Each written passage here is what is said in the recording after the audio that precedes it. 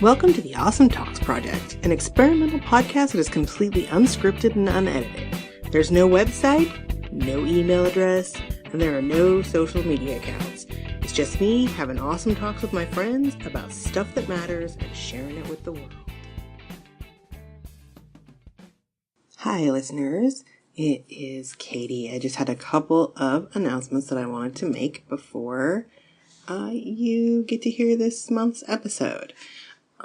First, I want to remind you guys that we have exceeded our storage limit on Podomatic, so we have started moving older episodes over to YouTube. We have an Awesome Talks Project YouTube channel. Go over there. There's a link to it in the description of this episode, or you can just go search for it. But if you want to listen to the older episodes, or you're first introducing anyone to the podcast, or this is your first time listening, the first 2 episodes are there now. And each month we'll just move one over when we put the new one on the server. So there's that. I wanted people to know where you could find us. And this episode is about the Christmas blues and people getting sad. And I know people get sad and have depression year round, but it is particularly tough for people during the holiday season. I think that it's a well-known fact that suicide rates are higher during the holidays. So that's why we chose to talk about the holiday blues this year. But I did not say during the show, I wanted to give this information during the show, and I just didn't have it in front of me.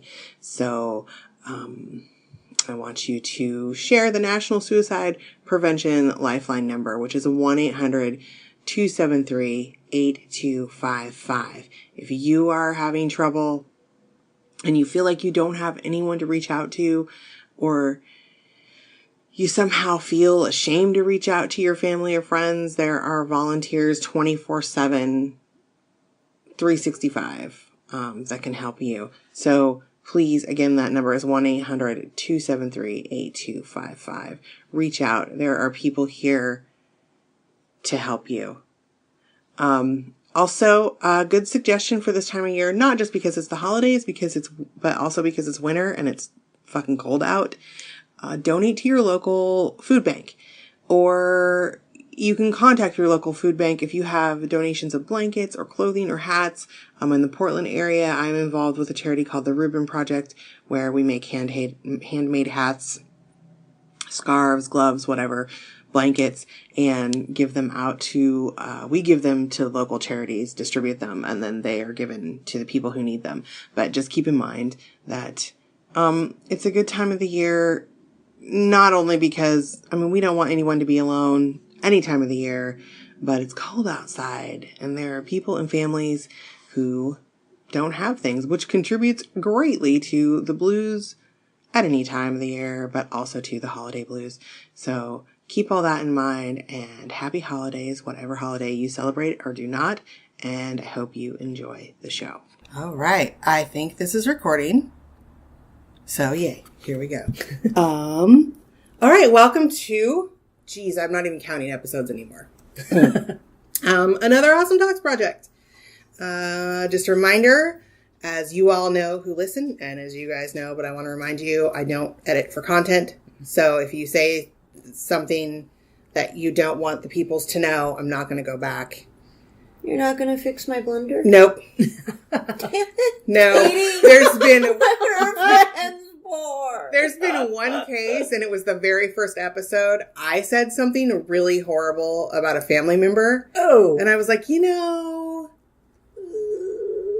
just for self-preservation's sake, I'm going to take that out. And then you were on the first episode, right? I don't remember who it was. Remember. You and Lonnie, maybe, or someone else said something, though. They're like, I wasn't thinking. And I'm like, all right.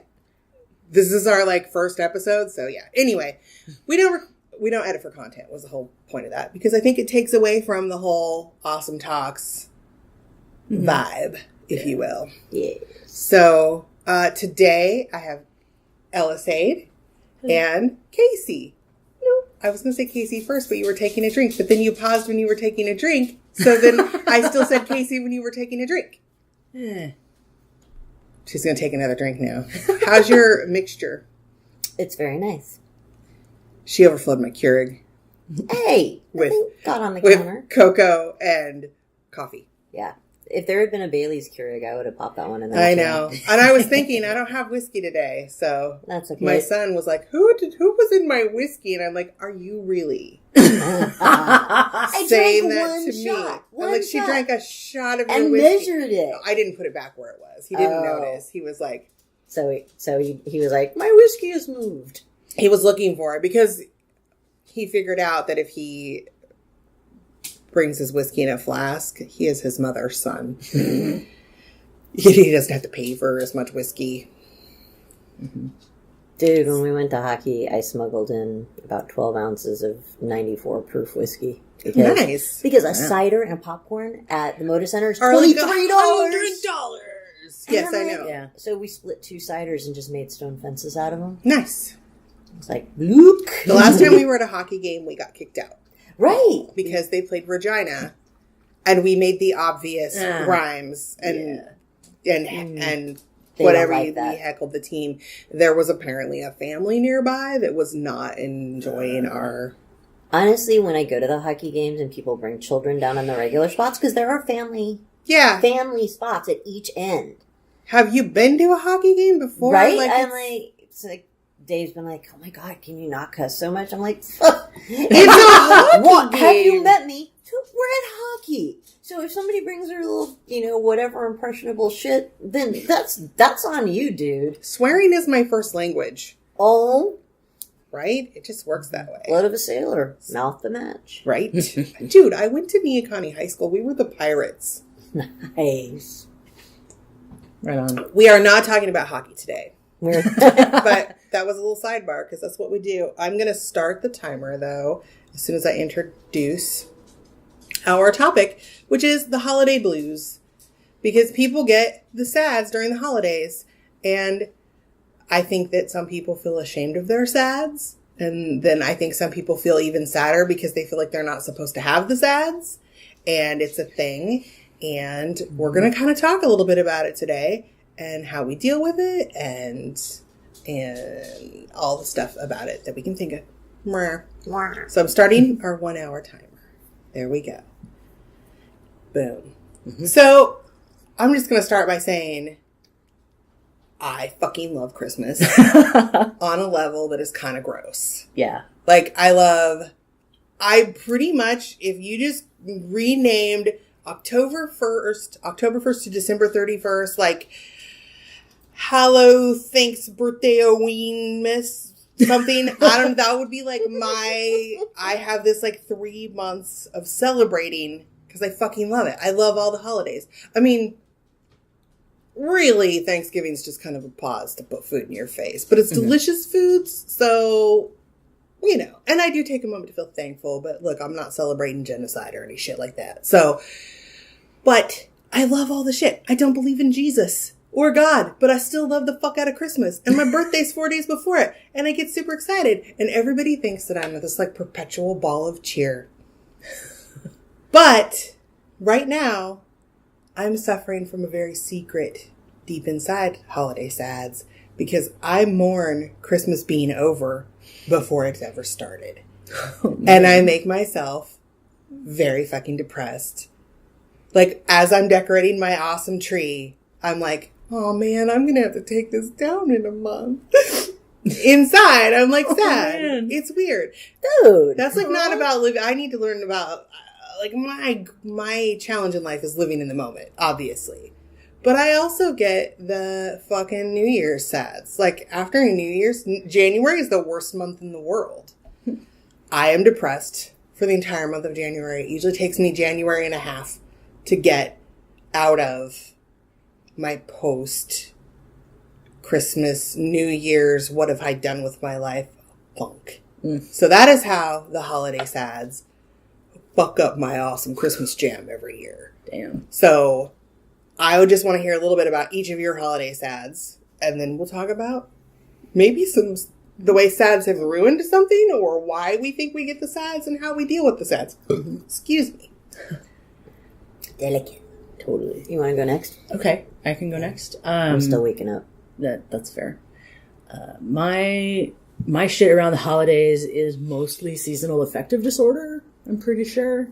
I use a light box, which helps. Mm-hmm. But like, I already had this problem before I moved to the Pacific Northwest, so like, you can imagine that. Yeah, it's that worse move did now. not help. Yeah. No. And like, it's a chemical thing, and I know, and it happens every year. And you'd think that I would learn that I can't really accomplish shit in the winter, at least not like second half of November and then all of December. All I want to do is hibernate. Like, I don't want to check my goddamn email. I don't want to go to parties. I don't want to do anything. I just want to stay home and like drink cocoa and hide. If you guys could see her right now, she looks like the cutest Grinch ever. She was making the meanest face and like pulling her jacket over it. Yeah. She's just trying to hide in her hoodie, Yes.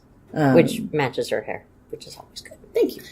But yeah, so like, if I do go out and go to parties and stuff, I do have fun. It's just like my sort of default mood level is this like, everything's terrible. I feel sad for no reason all the time. Like, So do you Blur. feel like you get specific holiday sads at all because of like family shit or like it depends, I think. like do you specifically not like the like Christmas holiday or I like my personal celebration of Christmas. And I like, my friends' celebration of Christmas.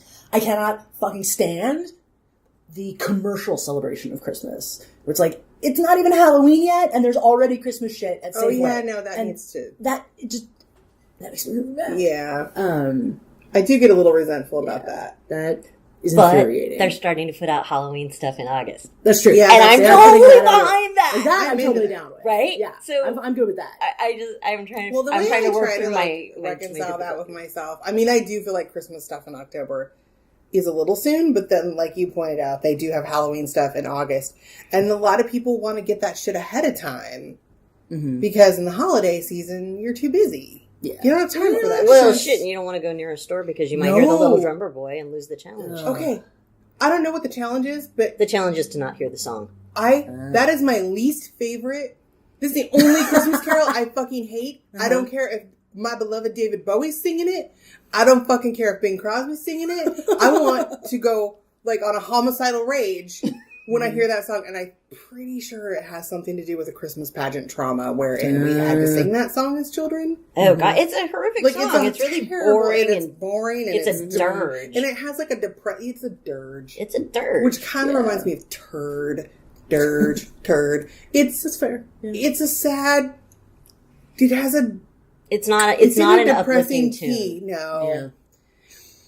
Yeah. Quite frankly, I mean, it's supposed to be, I guess, good. I don't know. It's I don't a Jesus song. Yeah, it's a and Jesus song. I apologize. I'm not trying to put anyone down who is into that, like who is a Christian or whatever. But Anybody who's a Christian and not evil, I'm totally yeah, behind. me too. But it's the evil ones that Yeah, ruin no, it I for don't like everybody. the evil ones. Yeah. But I just only like I like the weather related Christmas songs. Pretty much are my jam.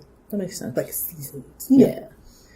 Yeah. Like, I don't know. My family, when I was a kid, we did a ton of stuff for Christmas. Like, my dad baked cookies, like, So it was like fun times. vast quantities of cookies. And it was pretty much the only time that he did it. I was going to say, wait, you guys were supposed to be at Weight Watchers, though. Yes. How did that work out? Hey, thanks, Dad. Yeah. Do I have to- My family is not consistent, is Ah. probably the best way to put it. Everybody knows that diets don't count during the holidays. I'm stripping down to my tank top since you're taking your. Yeah. I'm having a hot flash, so I'm Dude, yeah, make yourself comfortable. still sweating down And my neck. you notice that I'm used to wearing pullovers. Yes. Because I just... you just didn't unzip your sweater. That's funny. Oh my god. No, I did not, because I forgot it was there. So Casey, what do get out from there?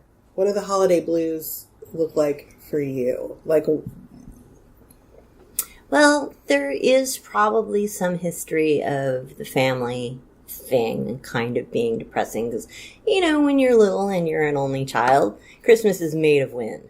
oh, totally. Like, Yeah. you get all the frickin' presents, all of them. Tons of presents, like the night before, the day after. It's all And about you being a kid. Did you have cousins to share that shit with, or was it all you all the time? Oh, you had the best. Only child high five. Yeah. But no, I mean, I had cousins, but they were in a different They were not state. close They to weren't you. close to us. So yeah, my present stream was relatively uninterrupted. Aunts, mom, grandma, grandpa. It was huge. So growing up, it was pretty cool. I mean, there were some, weird presents that you're just kind of, that made you go, You're like, even as a kid. Yeah. do you know me? Yeah, exactly. But overall, it was, it was a pretty good time. And, cats playing with Christmas ornaments. Love that. That was great. Nana used to go out. We used to cut a tree off the back 40 in their property in Concal. That was awesome. But when I got older, it seemed like there were a whole lot of shoulds around that fucking tree. And like, you must have this many presents, and now that you're an adult, you must do that for the people who have been doing it for you. So now, like, I'm supposed to be all excited, and I just couldn't get behind it. And the whole Jesus God thing, isn't me. So trying to, like, if I put more paganism, I actually enjoy Christmas more, because then I'm like, oh, it's the trees and blah, blah, blah, blah, and the solstice, and yay, and I can get behind it. And also, if you add zombies Christmas. to your Christmas, Yeah. that makes it even better. So it's just, like, no, I don't get the SADs in the way that LSA gets the seasonal affective, because winter is my jam. Like, I fucking love winter. You have SADs. It's just opposite. Yes, Me too. See, I have opposite share this SAD. affliction with Casey. Like, I get sad in the summertime, and this is like the best time. Yeah, like, Dave's come home the last few nights, and I've had the door open in the kitchen, and I've been, like, doing stuff. He's like, are you hot? I was like, no, I just love the way it smells It's just outside. cold, and it smells good. Yeah. Oh, So, yeah, I mean, it's just kind of, the whole dissolution of, like, the family thing didn't really feel like it didn't make the transition into my adulthood. And now when I see my family, it's like, it's kind of cool, but we just don't really know each other that well. And so it's not. And usually there's, like, some squinch because we don't have any money to get presents, or, like, for a while I was getting a tree because Dave liked trees, but I don't want to kill a tree every year, so we would try to get the live trees, and then I would kill the live trees, and that didn't work out so well. So it's a complicated time of year. it is complicated. Yeah. And it's funny that you mentioned that, because I have to say that I get a little manic around Christmas. Like, I get really excited. But I also think that part of, like, if I'm being honest with myself, I am making up for really weird Christmases as a kid. Because my dad consistently had, like, a Christmas fucking freak out. Every year, like, Clark W. Griswold out in the yard kicking the shit out of the plastic reindeer level freak out, but they were not funny in any way. Like, Whoa. and then my mom would do this shit where she would be like, have a very distinct memory. I think I was probably like, I was old enough to be like, I don't want to do that, Mom. And my mom was like, do it. Just do it. Yeah. Well, family get-togethers. Well, no, what it was is my Fraught with dad peril. had this, like, huge fucking epic level meltdown, and then it was like, we're not going to his parents. Because there was always this fighting between who got who for, like where we were going for Christmas dinner and how much time we were spending with the families and blah, blah, blah.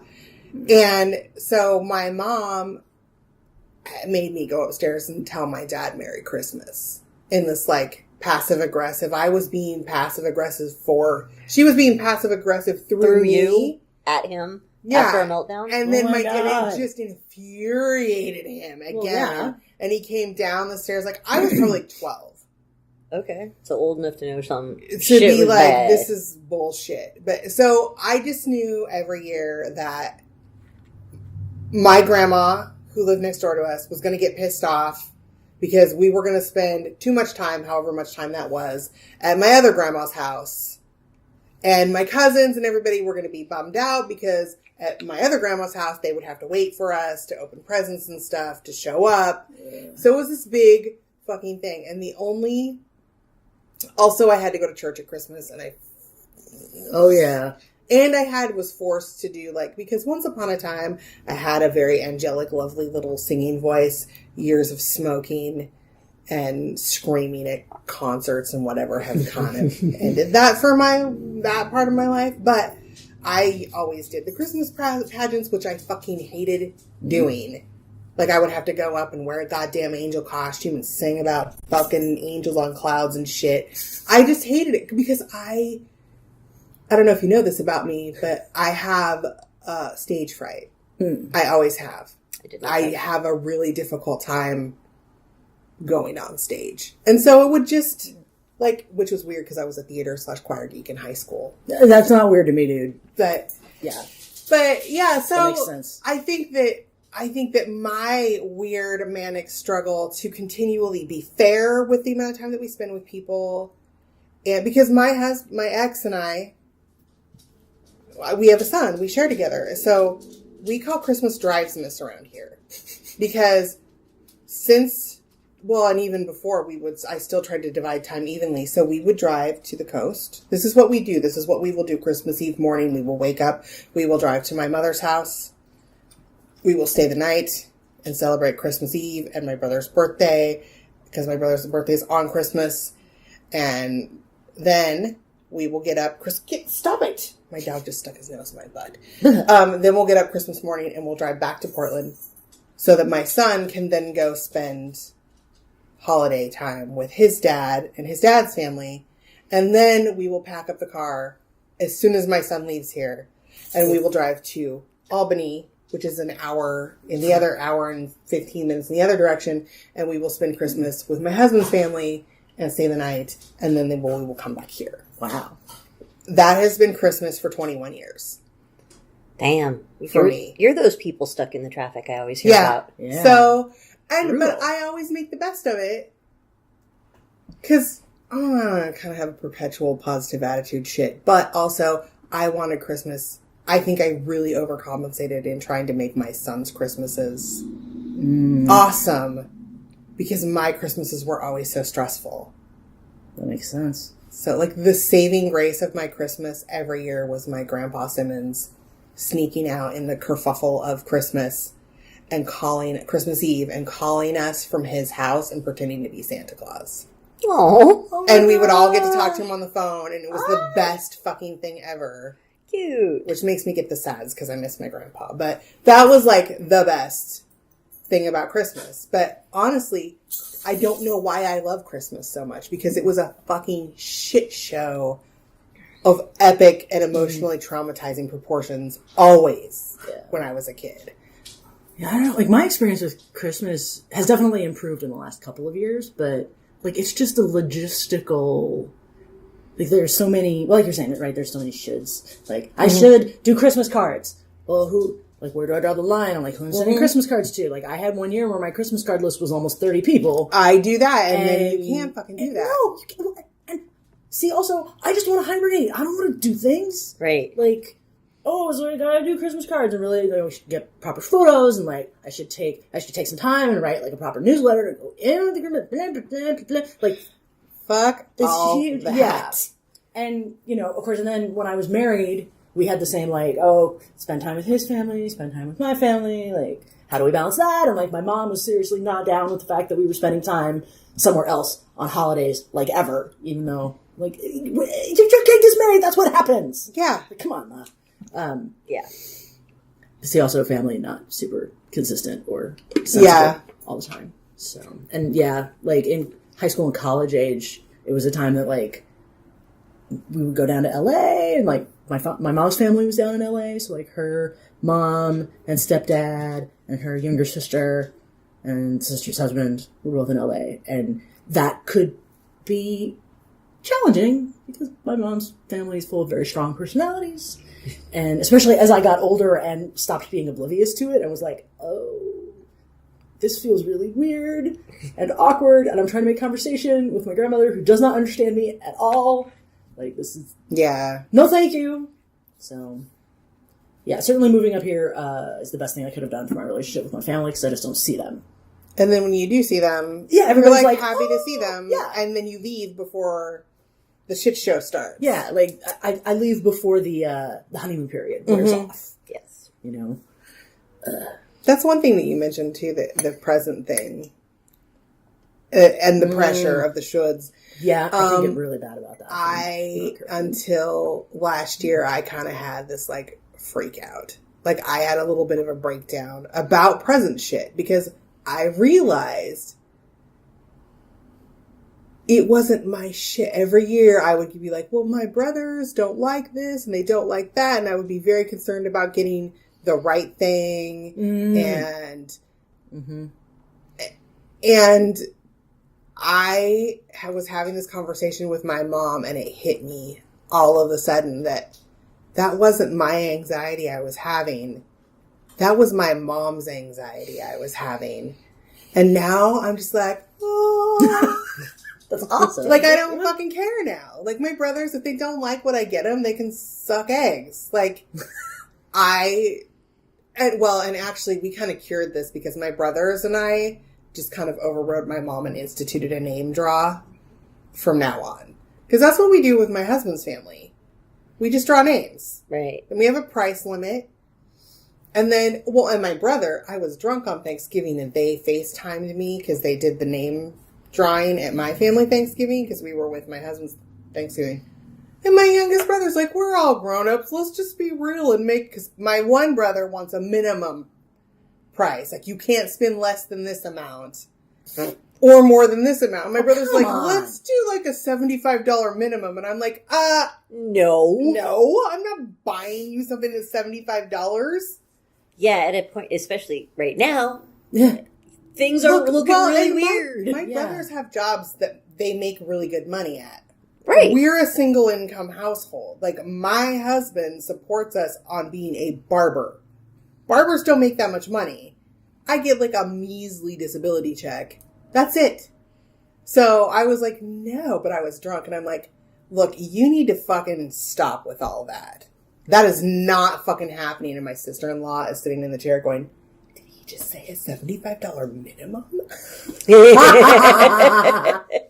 And then they said up to $75. And so we actually ended up with a much more reasonable minimum because I said, Mom, I'm celebrating Thanksgiving with my husband's family. I'm getting off the phone. And then I texted her and said, I'm not doing that.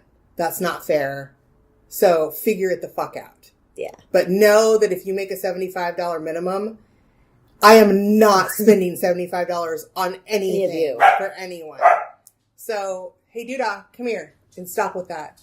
So we ended up with a much smaller one. But my sister-in-law goes, he's going to be really bummed when he spends $30 or $75 on a present for you and he doesn't get something worth that. Dude, if somebody said that's $75 minimum, I would be totally inclined to go to the dollar store and buy them 75. Buy like 75 toothpicks or 75 boxes of paper clips. Or not even that. Just go to the dollar store and find the cheapest, crappiest thing I could get and give them just that. Yeah. But in like a Tiffany box. Oh, yeah. I like that.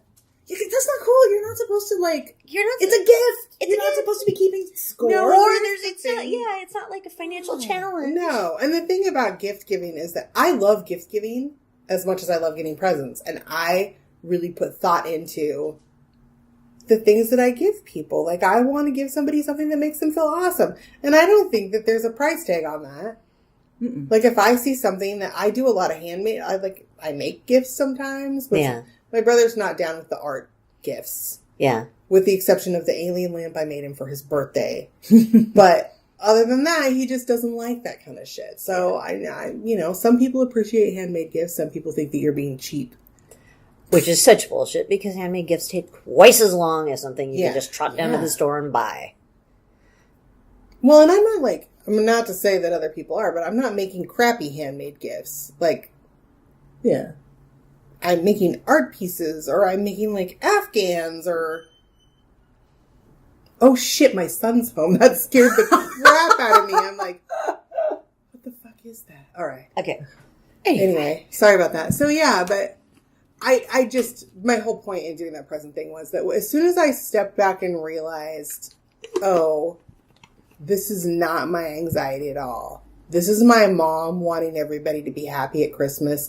And I am the oldest child. For some reason, it falls on me to make sure that my brothers are happy also.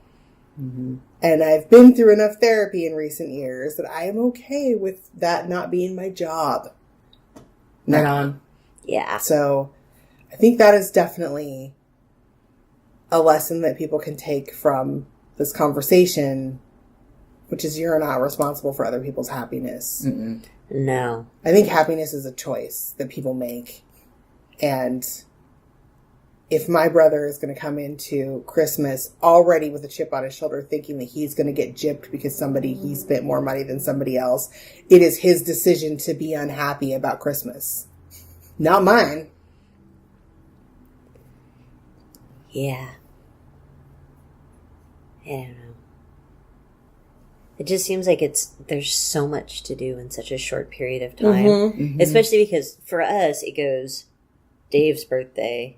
Because when's Dave's birthday? August. August, okay, yeah. So then it's Dave's birthday, then there's something in September every fucking year, and I can't remember what it Did is. you do the scooter thingy? And then it rolls into my birthday, Thanksgiving, Christmas, New Year's. And it's like, once Dave's birthday's hit, it's like the rest of the year just goes, Phoom! That's kind of how it is for us, too. And I still haven't figured out, I mean, it's been 10 years that we've been on this schedule. I still haven't figured out how to make shit work. Like, I think learning to just let go of what doesn't work. Like, I've gotten pretty, like, it's taken, like I said, I've been doing this Christmas race since I had my son. for 20-something years. 21 years. And I think that I think it's really a matter of just being okay with what doesn't get done. Like, I used to do the whole Christmas card thing where I would buy boxes and boxes and then feel like a pile of shit because I didn't get Christmas cards out. But there's only one me. And if you don't know that I love you and wish you a happy Christmas by default because I'm your friend, then sorry. I did buy a box of Christmas cards this year, one box that I will probably send out. I might not, but they had Buddy the fucking Elf on them, and I could not buy it. So, Right on. because that is my nickname in my family, is Buddy Elf. So, but along with happiness being a choice, I think that the amount of pressure that we put on ourselves about how much shit needs to get done is also a choice. Yeah. Yeah, that's definitely a burden that you Like, you're can put putting down. that on yourself. Yeah. You don't have to live up to these standards of like crazy holiday shit. It's hard to let go of that stuff. It really is. But, oh my God, it Therapy. makes stuff so much better. It's taken me a long time. Therapy is awesome. Yeah. Like, thumbs up for therapy. Like, even now, my son is 21 and I'm still stressing about, I worry that he's not going to have enough. He's my only child, though. Like you were saying, only child time is like, Woo! but he also gets he gets Christmas here. Yeah. Because that's another thing that we started doing to alleviate Christmas pressure. We celebrate our own little personal family Christmas like on the 22nd or 23rd.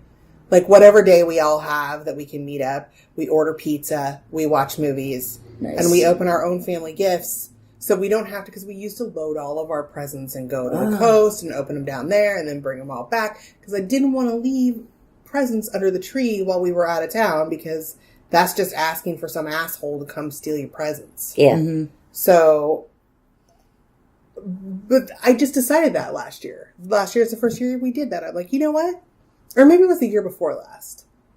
Let's just do our own family Christmas here. We'll just open our presents. It's a fucking day. We can say whatever day it needs to be. It's not like we're doing it because of a religion. Like, we're not following any, like, I like to celebrate the pagan end of it. Like, it's kind of like my personal New Year. Like, it's about renewal, and I like that aspect of it. But I also just feel like it's a time that I set aside for letting people know how much I love them and putting pretty lights up to celebrate it. So I do like the lights. it can happen on any fucking day. Like, if that's what you have to do to make your holiday shuffle work, fucking make a day. Yeah. And do it. And then go do all the other shit. And don't feel pressure about, like, you've had what makes you happy. And you're done. That's the trick. See, this is why I was hot on this topic. Because I have insight. Because the last couple of years, Christmas has gotten much less stressful. That's awesome. Because I have made these big decisions in my life. Now, if I can just get the hang of this living in the moment shit and not being sad because Christmas is over before Christmas has even happened, because that's super dumb. Yeah, But that's... Our brain to do that shit, though. And, I mean, Brené Brown talks about foreboding joy, where, like, you will realize how good you feel about something, and then you get scared. Like, you feel, like, the dread I don't actually know if either of you were raised Catholic. No. But this is a huge, Methodist. like, Catholicism thing. Every time something awesome is happening, and I say, this is the best day ever, I hear my Catholic grandma telling me not to tempt fate. Oh, yeah. In my mind. And there's this whole, like, guilt-carrying, we don't deserve, no one should shine too brightly, you gotta dust that up a little bit, and have some humility, or, like, whatever. Like, that is very programmed. And I think it's not just Catholicism. I think it's with other religions Yeah, also. I was gonna say, but I know that in my family. Yeah. For sure. And we're super Protestant. Yeah, so, but I think there's a special brand of that, and people actually who come from Jewish families, I have talked to, and it's a very similar level of this weird fucking guilt shit. Don't be too happy. Yeah. I think that's insane. Be joyous. And also, I feel like I think, are both prone to anxiety. Am I wrong? So, yeah. Like, people prone to anxiety, I think, also have this, like, inherent compulsion to wait for the other shoe to drop kind of thing. Like, you just can't experience happiness without expecting something shitty to come along with it. Yeah, well, it's a coping mechanism, you know, when X number of shitty things have happened, eventually wanna you have become control. a little bit more like, you're not like, yeah, you're like, quiet, Quiet. Yeah. quiet, yay. Still braced for terrible things to happen. Yeah, like Dave and I for a while were like, anvil, anvil. Yes! You're waiting for the anvil to drop. And so we would be like, we're winning. Really quiet.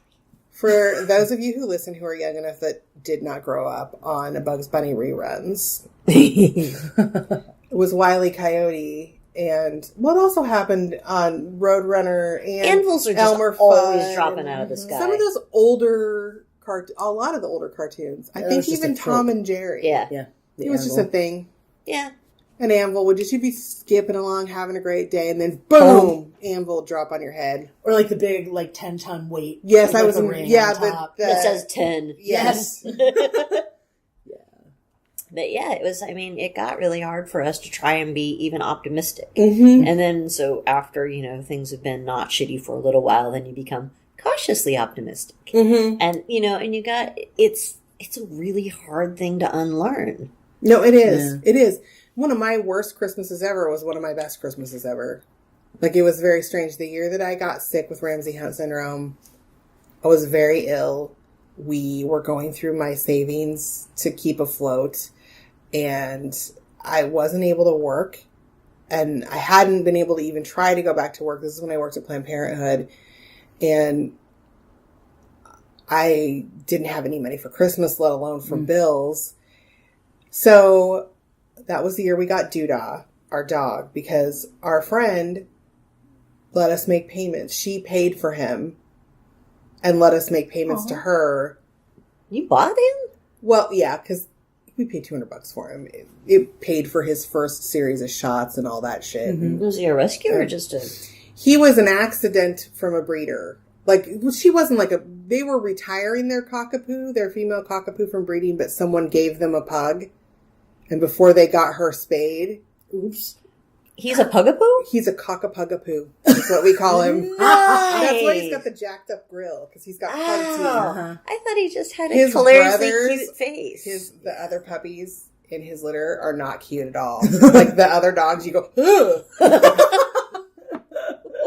He's adorable, though. Did you see him when he got shaved down in the Yes, summertime? yes. No, because that was a little scary. But No, that So, shit was I didn't funny. recognize him. I was like, No. they got a new dog. no, Yeah. we got Doodah. But anyway, we got Doodah. We gave him to August for Christmas, my son. Like, we wrapped the kennel and had him sneak in and open him up. And then I went to, it was my birthday. I was supposed to stop by Planned Parenthood for something.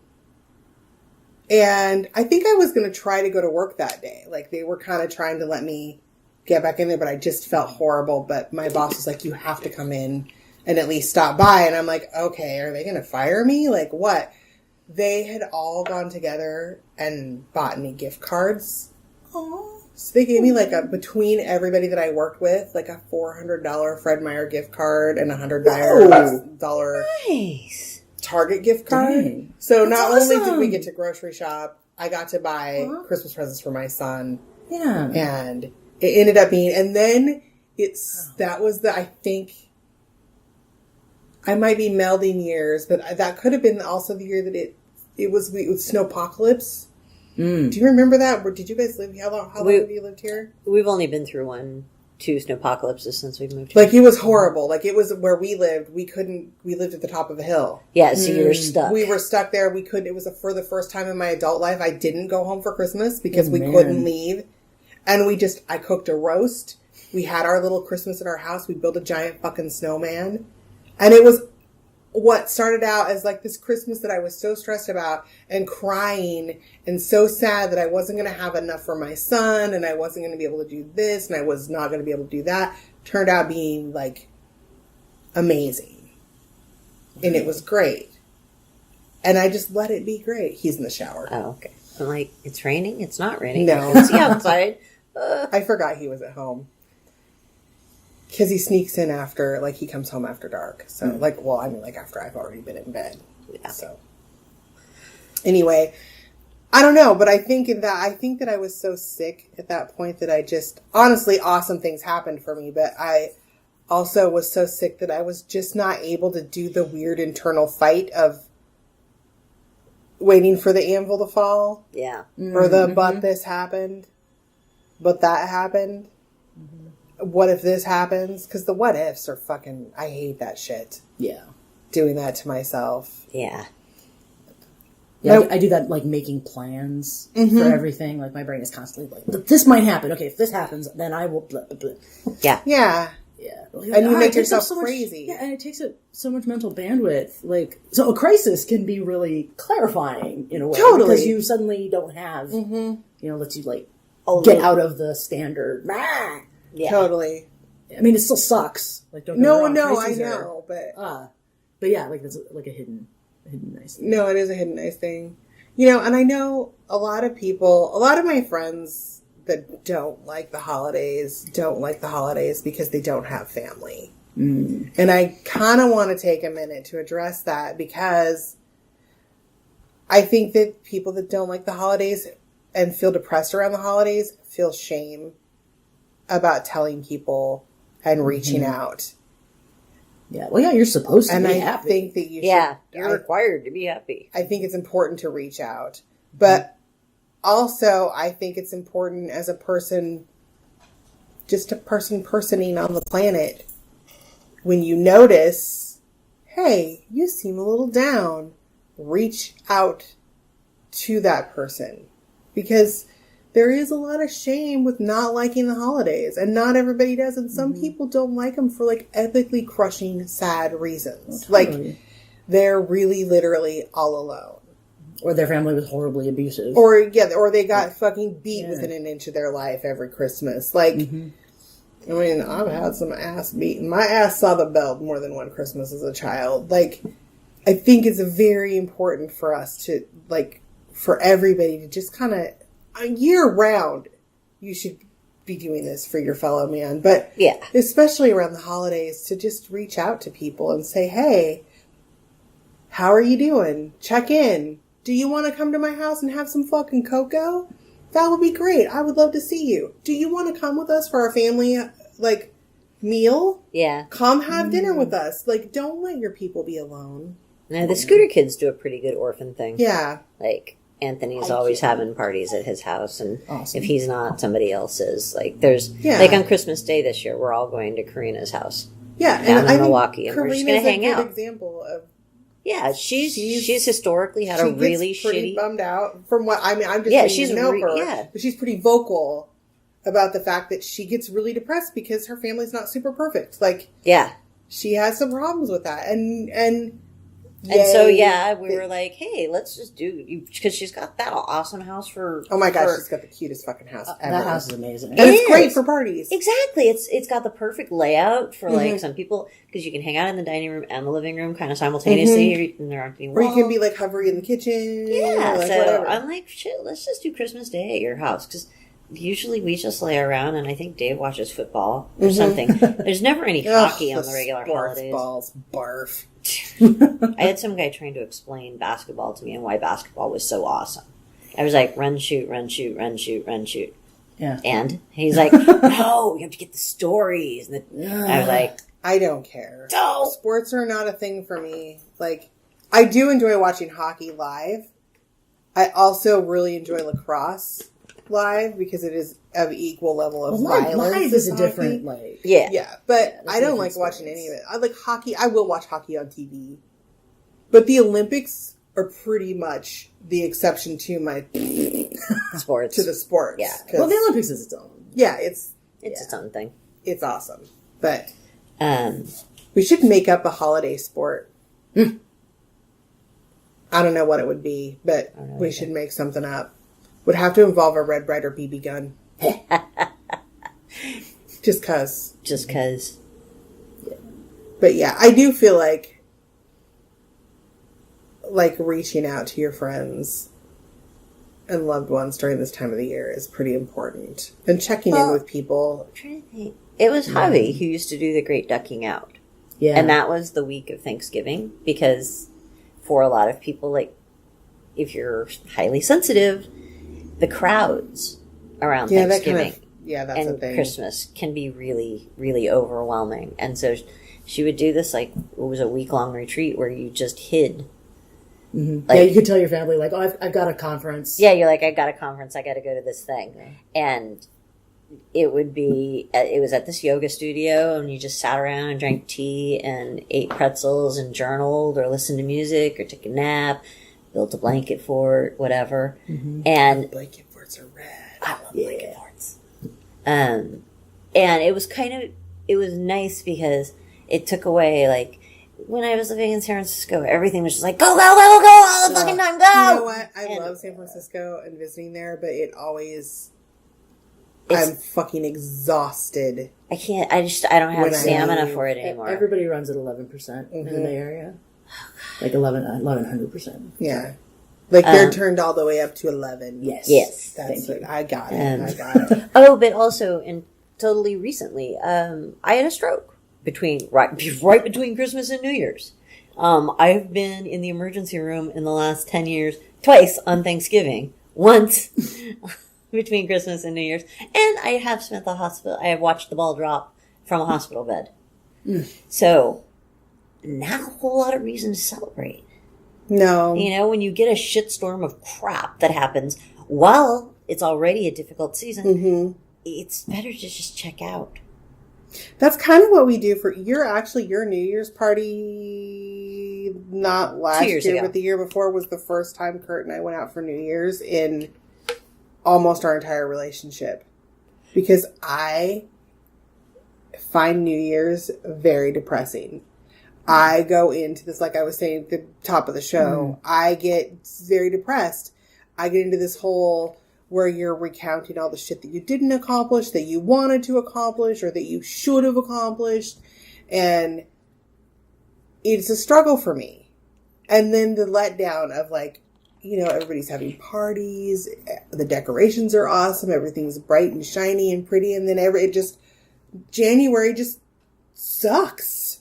Like, it all goes away, and then you're left with this, like, emptiness, or I feel this, like, gaping emptiness inside of me. And that's kind of what New Year's represented for me. And I always, especially when I did home care, I always wanted Halloween and Christmas Eve and Christmas Day off, and Thanksgiving. So I worked New Year's Eve and New Year's Day straight through in exchange for other people. So the younger kids who liked celebrating New Year's. So for New Year's, I called my husband at midnight. For like the first, I don't know how many fucking years we were married. Yeah. I just called him at midnight and said Happy New Year. He would go out and party sometimes with his friends, but I was always doing overnight home care. Like, I was wiping ass at midnight. So Yeah, that's the other thing. I worked at a nightclub, so yeah, not that awesome. kind of kills that for you. And then like going out in San Francisco when I was living there on Halloween, St. Patrick's Day, and New Year's, it's like fucking rookie night, right? It's rookie every drinking nights just dumbass, moron, fucked up twit from East Palo Alto or I don't know, wherever they come from. They just swarm and they take over the city and you can't drive anywhere. You can't do anything. Your best bet is to be on foot. Mm-hmm. It wasn't until I met Dave that I got a cab on New Year's Eve. Like, he was like, yes, we were totally going to this party. I'm like, great, we'll take a bus out there. But we're going to have to walk home at, 3 in the morning, whatever. And fucker walks out Army. He's out on mission in Army. Voop! Cab. I was like, you're magic! Yeah. Yeah, because it never happened. But just the whole excess and people taking it as a license to be morons. It just, it never made it. That. Yeah. We did like your party, though. We're thinking about I think having we another came one. home before midnight, though, the night of your party. I'm pretty sure we left before the ball dropped because we didn't want to, or maybe immediately after. Like, we were trying to time it so we weren't driving, we weren't on the road when all the fucking idiots were on the road Right. after leaving the bar. Yeah. Yeah. And then we came home and I had a freak out on my old neighbors. Oh, right. That don't live over there anymore because they're base. Right. That made me insane. So I was a little toasty. Yeah. And went over there in my footy pajamas. I remember that. In my fucking footy pajamas. And screamed, your base is killing my soul. Oh, my God. At their front door. Oh, man. And the guy's like, whoa. I didn't know it was bothering you that much. I'm sorry. Your soul death is... That is Wow. nice. Damn. But yeah, so... I don't know. That's kind of... And I actually haven't... I found that actually going out and celebrating made me not as sad As staying home. as staying home and being like, I hate New Year's. Meow. Well, it makes sense. It changes where your attention is, which helps a lot. I think my challenge now, and my challenge is always doing that living in the moment thing. And maybe I've tried really to like I don't set New Year's, I don't do the resolution thing. I kind of give myself personal goals for the year. Like, I want to work on this year. But I don't, I feel like when we do things like, I want to lose this many pounds this year. I want to get in shape again. I want to do this. I want to do that. All you're doing is setting yourself up for failure and to feel like shit again. You set a bunch of really insane, intense goals all at once. Yeah. There's a reason the gym memberships are there's a million people in the gym in January, and then Can I tell you, we go to the And community they're center. gone. I fucking hate going to the January. community center in January. Yes, because everybody should. The pool's crowded. Everybody's in our water aerobics classes, and all the regulars look at each other and go, God, I can't wait till fucking February happens. Yeah. Because by February 1st, They're it's gone. back to normal flow again. totally. But yeah, but people, some people like the challenge. I don't know. Some people like to. I don't think that I've ever set a New Year's resolution that I achieved. Nah. I start getting, this is the other holiday thing. I start getting really grumpy by being told I need to be grateful. I need to give thanks. And I'm like, you don't get to tell me what to do. You're not the boss of Casey. Totally not the boss of Casey, so I don't have to be grateful. Okay, maybe I'm grateful for some things, but only because I am. Not because you told me I had to be. Right? And so it's the same thing with resolutions. I mean, I get it. It's the year's changing to a new thing, resetting, blah, blah, blah. And it's in the dead of winter. So you got to, you can plant lots of wishes, I think, because they're going to go into the nice, dark, moist soil and grow. And then in the spring, you'll have something to look forward to. But setting yourself up for a whole bunch of shit, all of those, 20 things to set yourself up for a new year. I'm just like, no. And I think this I falls won't in. do I it. think our subject for January, maybe it's, I don't remember what fucking month it is, but this is kind of playing a little bit when you said that into, we're going to talk about kind of the bullshit that is the fucking self-help industry. Oh yeah. And Hell yeah. all these fucking, you see all these articles in magazines around the new year. They're like, how to be the best you in the new year and how to do this. And they all just say, you're not good enough right now. Uh-huh. And it's fucking, somebody's trying to sell you well-being, and that's not a thing. Yeah. And that angers me to no fucking end, because I was once upon a time a person who fucking ate that shit up hand over fist. Yep. Ditto. I think that may also be a reason why New Year's is so depressing to me. Like, there are these constant subliminal messages that, like, you have to be better in the coming year because you're not good enough in this year. Yeah, you blew this one out your ass. I mean, it's like, damn. you know, yeah, that's what you feel like.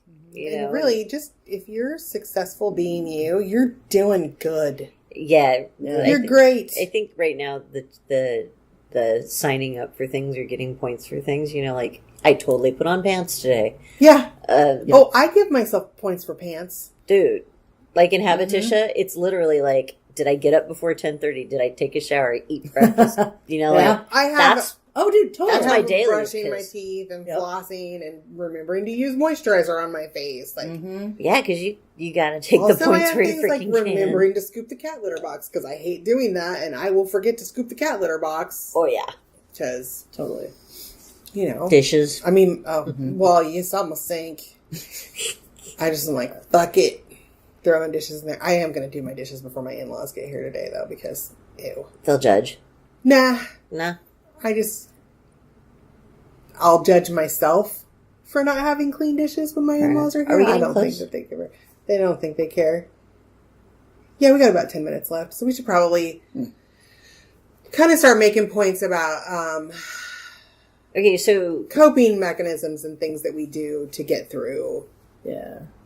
I mean, we've kind of been sprinkling them throughout, but there are lots of good recordings available to like put yourself in a place that is, like you were saying, like living in the moment. So if you take 10 minutes to listen to like Buddhify or, you know, one of those little happy, you know, like as an app, yeah, I've never heard of I Buddhify. think Buddhify might be like a gratitude app, but there's different shit out there, and you can just listen to like a little 10-minute recording or whatever. And like if you're having a severe meltdown because you don't have any money or whatever, you can just kind of chill for 10 minutes, and that helps me. Sometimes it's just like shit is not going right, so I just walk to a different room, sit down, put my earphones in, and listen to something, you know, for like 10 minutes. Like just okay, I can do this for 10 minutes. And then it just kind of helps me reset. Yeah. And sometimes I go back to the thing I was doing and it still sucks, so I have to try it again. But it's a thing. Yeah. What do you generally do to like bring yourself back down? Well, I mean, just for dealing with like the chemical side of shit, I use a light box, which makes a huge difference. If you're listening to this and you get seasonal affective disorder, get a light box. If you don't have one, they're fucking awesome. But just in terms of like coping with the cultural bullshit, a couple years ago, I just I'm like, I'm going to give myself permission once I realize what is happening, because I almost always forget in November. I don't have to do shit in December. It's okay. Like, if I don't send all the Christmas cards, it's okay. You know, if I don't have like the perfect everything, like, Yeah. the world will not end. And it took maybe a couple of years of like gritting my teeth and trying really hard. Coaching yourself? Yeah. Yeah. But I'm definitely getting better now. I can be like, oh, that might be fun. But do I really want to do that? No, not really. I want to have done it. And that's not the same thing. Yeah. Well, that's like me with my insane Christmas cookie thing. I mail Christmas cookies out to people. But it's never like, look, basically what happens is I make a list of people that I would like to send Christmas cookies to. And then I cook cookies until I'm tired of fucking cooking cookies. And then whoever gets cookies gets fucking cookies. Yeah. Because I am one person. And I just... Yeah. I run out of steam. Yeah. So, you know, if you get cookies, awesome. If you don't get cookies from me, it doesn't mean I don't love you. Doesn't mean I don't want you to have awesome Christmas cookies. It just means that that was how much me there was to go around. Yep. And I have spent that portion, and maybe next year you'll get Christmas cookies. I don't fucking know. Yeah. Because, yeah, like, there's no objective, like, scorecard for Christmas. Like, we have family ones, right? And we have, like, societal ones. Mm-hmm. But, like, you're not objectively a terrible person because you didn't, like, hit everything on your 20-point Christmas plan. Yeah. Like, seriously, it'll be okay. And it took me a while to figure that out. They're like, no, like, these expectations and stuff, they're thought forms. They're not, like, you know? Yeah. No, I had a friend Reality. she had 2 kids whose birthdays are straddling mine. Like, I really seriously think one was the 22nd, I know that, and the other was, like, in the high teens. They were, like, 2 years apart. And I went over to her house one day, and she was running around, like, crazy. And I'm like, what are you doing? And she was like, oh my God, I have to go get our fucking holiday picture card taken. Then I have to get stamps, and I have to do the Christmas, or she had to pick up the Christmas cards or whatever. I don't know. Blah, blah, blah, blah, blah. And it was all this stress about getting Christmas cards out. Their cute family picture Christmas cards out. And I looked at her and I said, who is telling you that you have to do that? And she said, well, what do you mean? And I said, you don't have to do all that. Do the cards are like, are our mailboxes going to explode if your cards don't go in them today?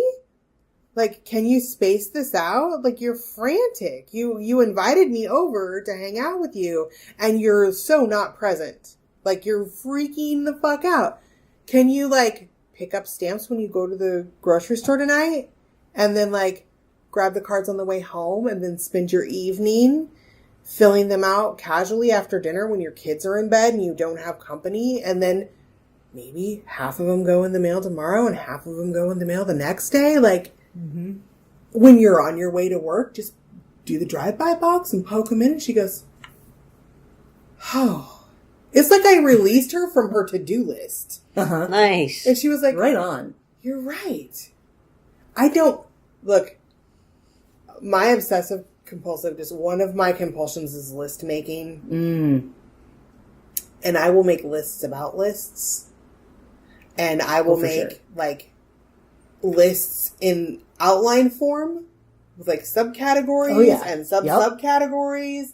And it makes me feel accomplished and orderly, but then I have spent the entire day making a list and I look up and nothing has gotten done but making that list. And then following that list becomes this, like, limitation I have put on myself, or setting myself up for this, like, standard that no fucking person can live up to. And I think that that is a very important thing for all of us to remember about holiday shit. Like Alizade was saying, and nobody wins Christmas. We don't have a scorecard.